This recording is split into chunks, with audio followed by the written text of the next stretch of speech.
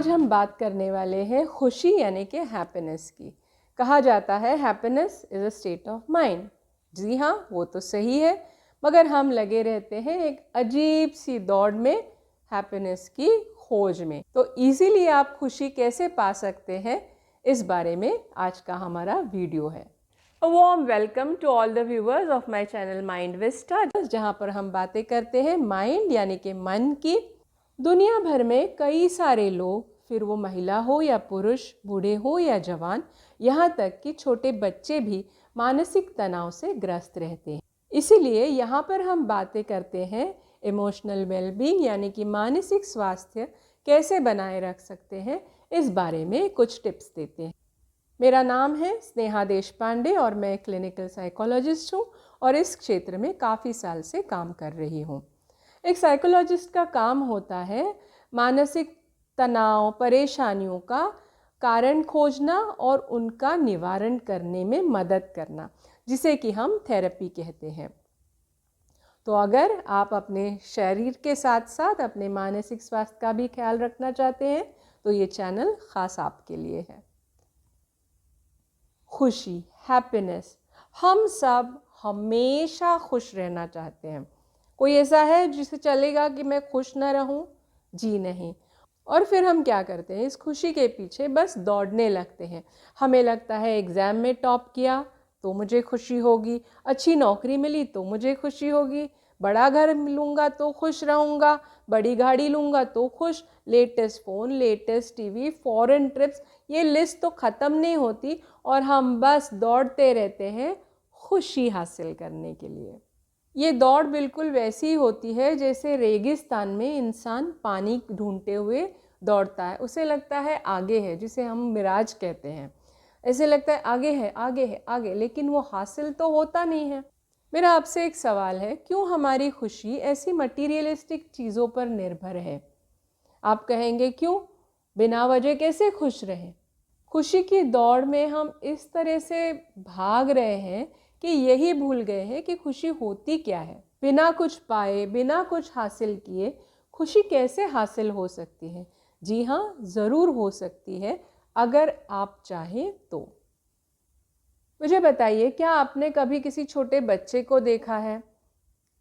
उसे किसी बहाने की ज़रूरत नहीं होती है खुश रहने के लिए, अपने आप में खुश रहता है। अपनी उंगलियों के साथ खेलेगा, कान, नाक, बाल, पता नहीं क्या, अपने आप में। बस भूख लगी तब एक रोएगा, अदरवाइज़ एक बच्चा अपने आप के साथ ही खुश रहता है। हम सब ने बचपन में ये किया हुआ है, लेकिन जैसे जैसे हम बड़े होते गए इस खुशी को भूलते गए और फिर धीरे धीरे धीरे खुश होने के लिए, खुश रहने के लिए हमें बहानों की ज़रूरत पड़ने लगी। कभी कोई खिलौना चाहिए इसलिए, कभी मम्मी पापा को खुश करने के लिए, कभी कुछ तो कभी। मज़े की बात यह है, जब हम छोटे होते हैं तब बड़ा होने की बड़ी चाह होती है। शायद बड़े लोगों की वो अथॉरिटी, वो फ्रीडम, ये सारी चीज़ें हमें बड़ी आकर्षित करती हैं।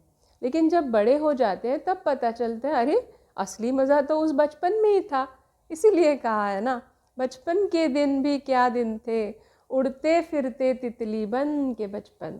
तो अब क्या करें, खुश रहने के लिए फिर से बच्चे बन जाए? क्यों नहीं? आप कहोगे ये कैसे मुमकिन है? जी, आप ठान लेंगे तो ज़रूर मुमकिन है। एक बार सोच के देखिए, बच्चा होने का मतलब क्या होता है? अपने आप को सराहना, अपने आप के साथ खुश रहना।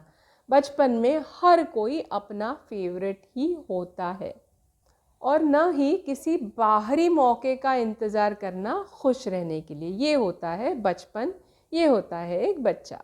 तो अब ये कैसे किया जा सकता है? चलिए मैं इसमें आपकी थोड़ी सी मदद कर दे। सबसे पहले 5-10 मिनट शांति से बैठ जाइए।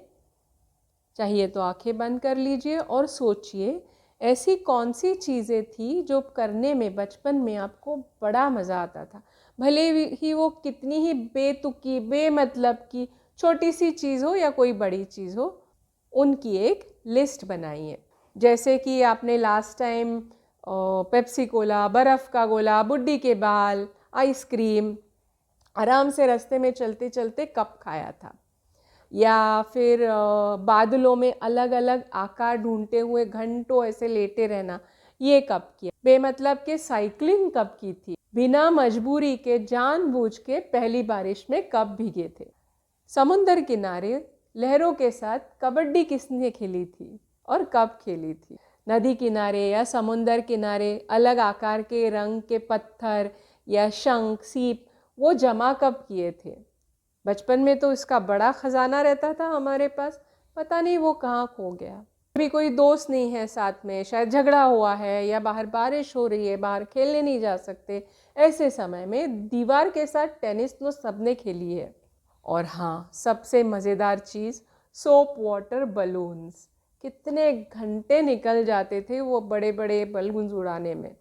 और आपकी जानकारी के लिए बता दूँ, सोप वाटर्स बलून उड़ाना ये एक बहुत ही बढ़िया स्ट्रेस बस्टिंग एक्सरसाइज है। ये तो मैंने कुछ एग्जाम्पल्स दिए हैं, आप अपने हिसाब से एक बड़ी लिस्ट बना लीजिए और फिर देखिए, ये करते करते ही आपको बड़ा मज़ा आ जाएगा, आपके अंदर का बच्चा जागृत होने लगेगा। फिर महीने में एक बार या 15 दिन में एक बार या हफ्ते में एक बार आपके हिसाब से उसमें से कोई भी एक एक्टिविटी चुनिए और वो बिंदास कीजिए, ये सोचे बिना कि लोग क्या कहेंगे। क्योंकि कुछ तो लोग कहेंगे, लोगों का काम ही है कहना।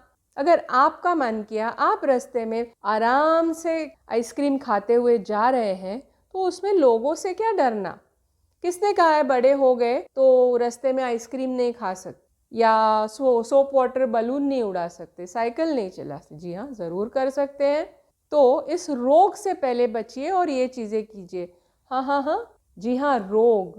क्योंकि सबसे बड़ा रोग क्या कहेंगे लोग। तो इस रोग से बचिए और अपनी एक्टिविटीज़ में से कोई ना कोई चीज़ हर वक्त, हफ्ते में, महीने में, 15 दिन में एक बार ज़रूर करना शुरू कीजिए। देखिए आपको कितना मज़ा आएगा। आपके अंदर के उस बच्चे को जगाइए। कहा जाता है growing old is mandatory, growing up is optional. यानी कि उम्र बढ़ना अनिवार्य है मगर बड़ा होना वैकल्पिक है। कितनी सुंदर तरीके से कहा है। आप इन दोनों में से क्या चुनते हैं, उसी पर आपकी खुशी निर्भर हो सकती है। अपने अंदर के उस बच्चे को जीवित रखिए, क्योंकि एक बच्चे जैसा निर्मल मन, एक ओपन माइंड ही आपको जीवन के प्रति एक जोश, उत्साह, एक एंथुजियाज्म, क्यूरियोसिटी, पैशन, ये सारी चीज़ें दे सकता है। अपने आसपास की छोटी छोटी सीधी सादी चीज़ों को निहारिए, उनकी सराहना कीजिए, उनके लिए वक्त निकालिए, कुछ समय नेचर के साथ ज़रूर बिताइए। जीवन की इस दौड़ में अपने आप के साथ बिताए हुए ये सुकून भरे पल ही आपको जीवन जीने की एक नई ऊर्जा देंगे। आपने अपनी लिस्ट में क्या क्या बातें इंक्लूड किए, उसमें से क्या क्या चीज़ें आपने करके देखी और आपको कैसा लगा, ये हमें कमेंट करके बताइए। हम आते रहेंगे ऐसे ही इंटरेस्टिंग वीडियोस लेकर। तब तक के लिए खुश रहिए, स्वस्थ रहिए।